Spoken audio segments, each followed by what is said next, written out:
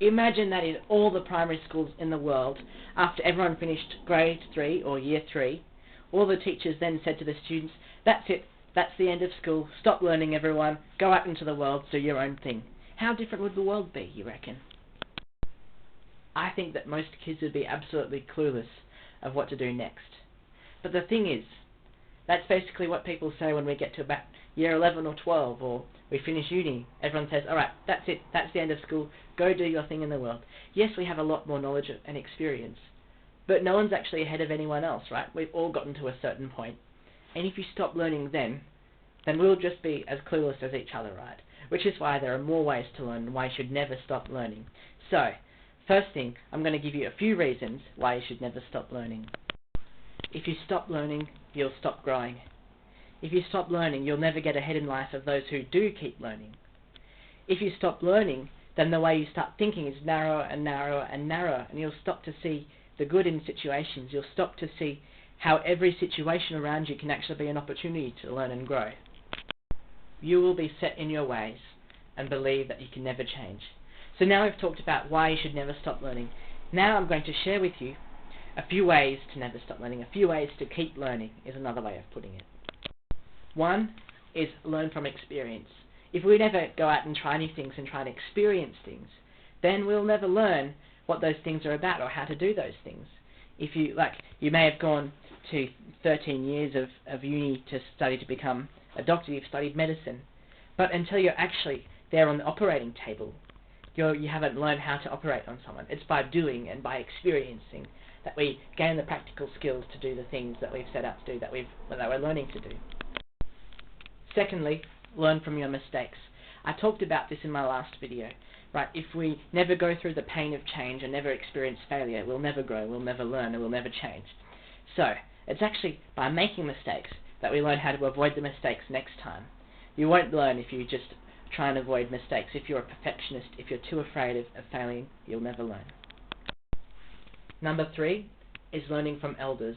And I think a lot of people are actually afraid to do this, right? There's a bit of a disconnect between generations, or we can easily say, oh, okay, boomer, right? These people don't know what they're talking about, they don't know the world we live in. They've actually lived in this world a lot longer than you or I have. So there's a lot we can learn from elders and mentors, right? Sometimes we have to acknowledge, yes, okay, their worldviews are different, they grew up in a different generation, but they do have lots they can teach me, and they can teach us. And sometimes we can even avoid making mistakes by learning from the mistakes of others and gaining wisdom from others. And older people have had much more of the experience we talked about. They've made more failures than we have, and they've just experienced life in general more. So it's a great way to never stop learning is to keep learning from elders and keep having a mentor, someone to carry you along the way. And just as equal to that is we should become mentors and elders for the next generation, pass on knowledge and wisdom and experience to all our ancestors and the generations ahead of us. Number 4 is to learn from books. I think growing up personally, throughout school, I would never read the books we had for English unless it was required for the assessment, or I'd just look at SparkNotes. I'd just skip that, right? Who needs to read? There are much more fun things to do than reading.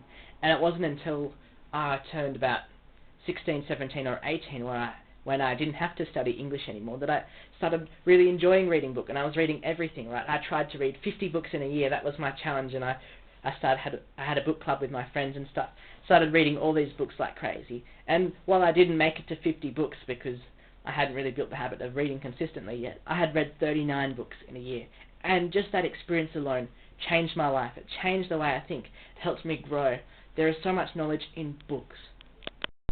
Because every book ever written was written by an author, of course. And that author they've basically poured their heart and soul out into the pages of the book. They've shared all their wisdom, knowledge and experience, whether it's through a story or through practical advice. Books are carefully crafted together, and so we're actually learning from other people's experiences and their knowledge through reading books. And one of my favourite Mark Twain quotes is that a person who chooses not to read has no advantage of those who can't read. So if you're just going through life, right, and like most people know how to read, right, but if you say, don't read any books, right, who's got time for that? You just enjoy spending your time watching TV instead or whatever. That's easier, that's more comfortable. You're actually kind of limiting yourself and your abilities to the same as someone who is illiterate, who can't read. So don't waste your gifts and knowledge. Keep learning, keep reading books. And the fifth way to never stop learning is to learn by teaching. And I know this myself as someone who teaches music. I teach guitar lessons and bass lessons and drum lessons, right? I actually learn more about my instrument being a teacher, passing on the skill, because I'm having to learn how to explain a skill, how to demonstrate a skill. And I'm learning a whole lot in the process of that. And it's not until you actually begin teaching things, becoming the elder and the mentor, that you really start to learn and cement those life lessons you learned earlier. And by teaching, you're relearning and you're passing on that skill to the next generation, for them to be the new mentors of the next generation, the new elders of the next generation, and so on. Thanks guys. Thanks. Welcome to my Brick Phone videos. I'm Caspian, and stay safe and stay sane.